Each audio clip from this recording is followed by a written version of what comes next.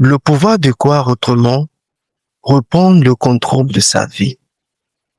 Bonjour et bienvenue dans ce moment de vérité. Si tu écoutes ce podcast aujourd'hui, ce n'est pas un hasard. Peut-être que tu te sens bloqué, peut-être que tu as l'impression que la vie t'a donné de mauvaises cartes. Peut-être que tu fais tout comme il faut, mais que les résultats ne suivent pas. Laisse-moi te dire quelque chose d'important dès maintenant. Ton origine n'est pas ton problème. Ton passé non plus. Et encore moins ce que les autres pensent de toi. Aujourd'hui, nous allons parler d'un sujet plus sombre, parfois inconfortable, mais profondément libérateur.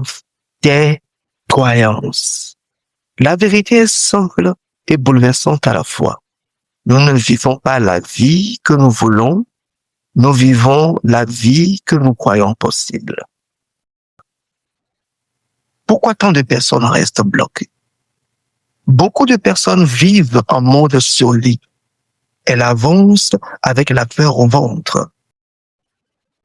Peur du regard des autres, peur de ne pas être à la hauteur, peur d'échouer, peur de ne pas y arriver. Alors elles cherchent des coupables. La famille, le passé, le pays, la malchance, les autres. Et c'est humain. Mais tant que tu crois que la cause de ta situation est à l'extérieur, tu abandonnes ton pouvoir. Nos croyances sont comme des lunettes invisibles. Elles fitent la réalité, elles dictent nos choix, elles conditionnent nos résultats. Je veux maintenant te partager le témoignage d'un jeune homme.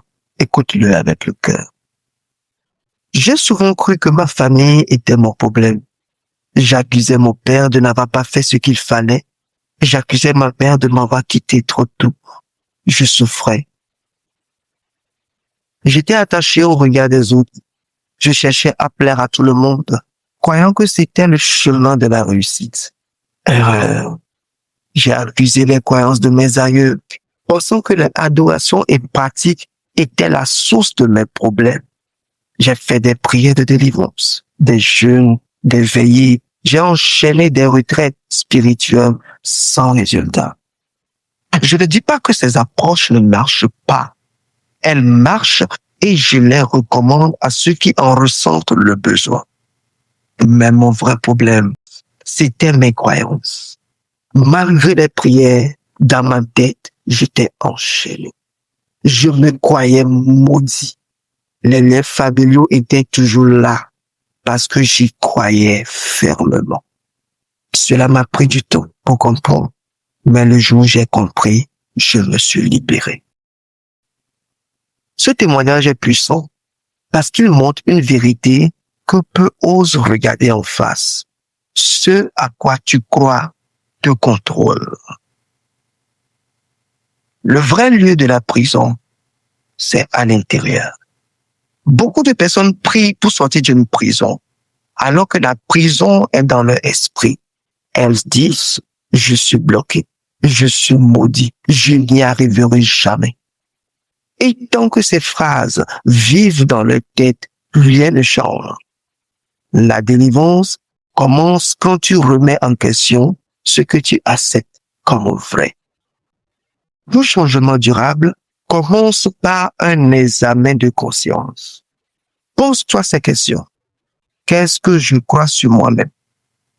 Qu'est-ce que je crois sur l'argent, la réussite, l'amour?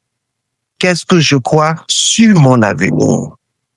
Et surtout, est-ce que ces croyances me libèrent ou m'enchaînent? La bonne nouvelle, c'est celle-ci. Tu as le pouvoir de décider. Tu peux décider de ne plus être esclave des opinions des autres, de ton passé, de ton histoire familiale. Même perdu, même brisé, même désespéré, il y a une lumière en toi. Et cette lumière s'allume quand tu choisis consciemment ce que tu acceptes comme vrai.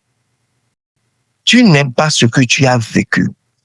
Tu es ce que tu décides de devenir.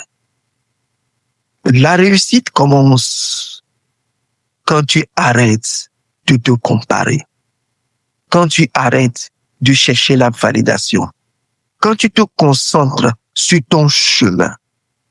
Tu n'as pas besoin d'être parfait. Tu as juste besoin d'être aligné.